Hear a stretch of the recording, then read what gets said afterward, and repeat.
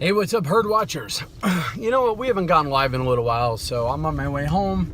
I was just down at the working space, the co-working space, shooting a vlog, and it seems to me that this was a good time here on the July 4th weekend to jump onto herd watching. I have about, 10 minutes before I get home. So let's jump right in and talk about the Donald Trump CNN thing, and we can sort of by extension talk about Mika and Joe and basically Trump's entire relationship with the media. Now, a lot of people are calling him out for having a very adversarial relationship with the media, but I don't understand, A, how that's a shock to anyone. Oh, wow, that sun is brutal. I don't know how it's a shock that he has an adversarial relationship with the media when the media has done nothing but attack him for his entire presidency. And two, how's that? Is that any better? Yeah, all right. And two, I don't understand how it is that this double standard I find amazing. Just because Donald Trump is president or something, he is supposed to sit back and allow these deeply personal attacks. You know, there was a time when the news media would attack a policy at an office, and then the office holder would attack the reporting, but that all went away when the media decided what it was going to do was take the gloves off entirely and go after him personally, and they've been doing it for more than 2 years now. They've referred to him as psychotic. They've attempted to paint him as personally unmanageable. And here's the thing, Donald Trump understands branding, and he understands exactly what these people were trying to do to him. If you brand him as being sort of off the wall and inflammatory and crazy, then even when he is calm, any minor slip up you simply use to brand him that way and go, see, we're right, working just under the surface is a madman. So there's no benefit, and this is what the other Republicans don't understand. In a world where the media is perfectly willing to now make things up, completely slant and bias their reporting, report on rumors when it suits them, demand proof when it doesn't, when they're working so hard, so transparently to make this personal, I think it's perfectly reasonable for the president to hit back. And it's effective. And that's what scares them. That this is effective. That when you have Mika and Joe or Acosta at CNN, when you have these sort of chodes sitting there making highly personal attacks, deeply personal attacks, and then when you hit back, when they fly off the handle, I gotta tell you, he's winning this war. I know there's outrage, but he's successfully revealing the media for what it is. A bunch of angry, deeply petty, personal people who are far from objective, who are far from interested in the truth. And when Mika comes on and makes a small hands joke and she gets down in the mud with Donald Trump, she loses because the media has much more to lose than he does. We knew he was a mudslinger when we elected him. We knew he wasn't going to be a traditional president when we elected him. We elected a guy who, if you say he's an idiot, is going to use his connections and pull out your high school transcript and go, that's funny because I remember when you called me and begged me to get you into that party.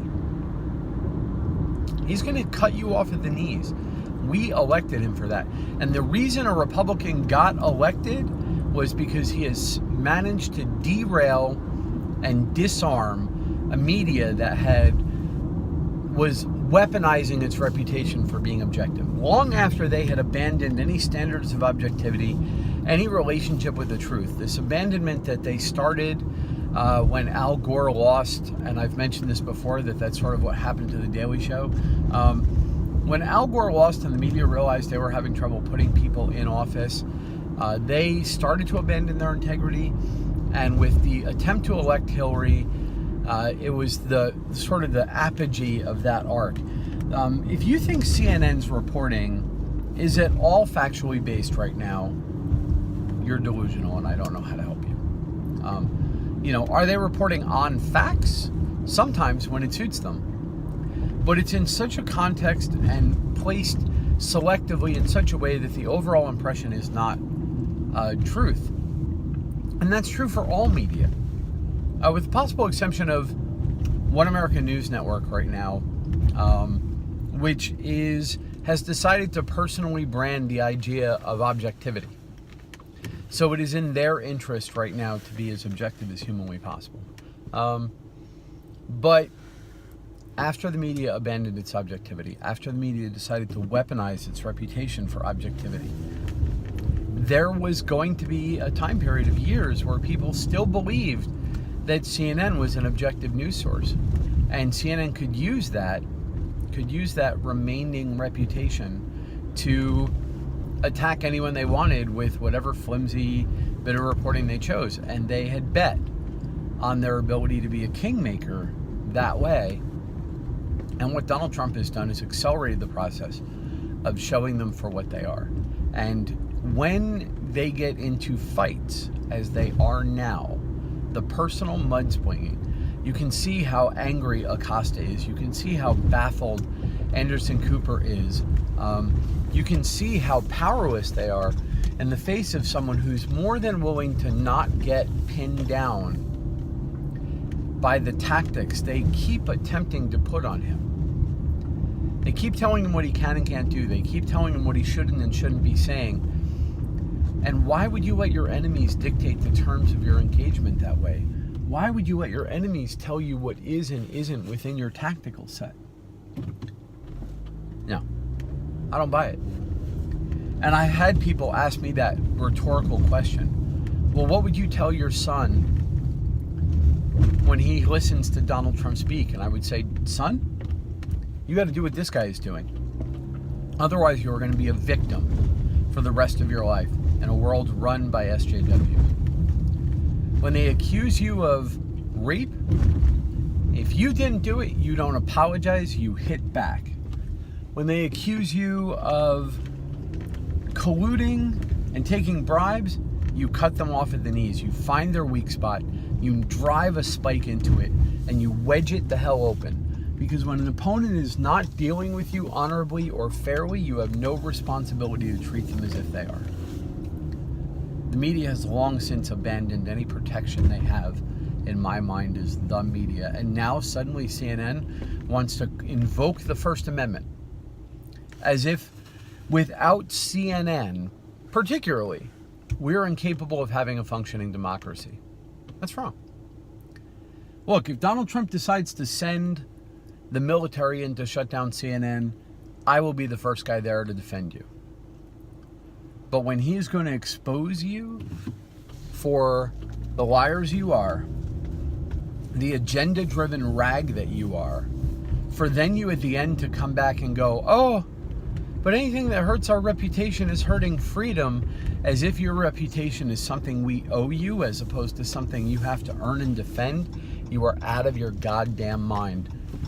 And I have no interest in listening to you. So I hope he dismantles that organization down to the last brick. And I hope Mika and Joe wind up going back to being the failed morning hosts they are. And they can sneak off to whatever hotel they want. They can have their affairs. And Mika can pretend she's still pretty. And they can do everything that they want to do. But they can do it without this illusion that they're anything but mudslingers. Because that's all they are. And it's all they ever been, despite their pretensions to the contrary. And if we drag it all down to where we're honest, where CNN is openly biased and angry, and where Donald Trump is hitting back at the people who are attacking him, then in that conflict, we have a hope of getting our hands on some reality. But if you're going to continue to pretend that CNN is a news organization, there's no hope for that. It's not going to happen. All right, I'm sorry about the lighting. I know the sunlight came and went, but you know what? It was worth it to hear my words of wisdom. I hope you guys have a great 4th of July weekend. I may wind up doing another one of these actually on Tuesday, or a video to talk about the 4th of July in particular, because that's how I roll. Also, if anybody has any thoughts on the new hat, this is the Subdued American flag as opposed to the bright white. They still have my come and take them morale patch on the back. I got a new one. Thanks again to the guy who got me that. All right, folks, enjoy your weekend.